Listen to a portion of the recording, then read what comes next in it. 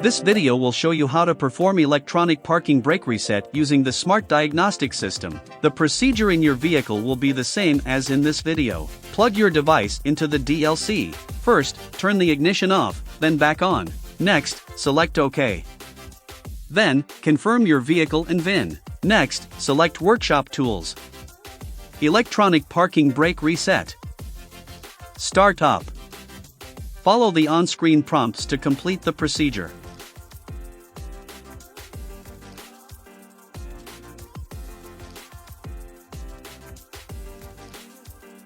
The parking brake has been started up successfully.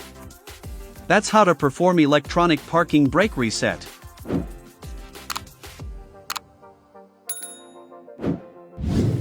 For more information, please visit us at Innova.com. Find the problem, fix the problem.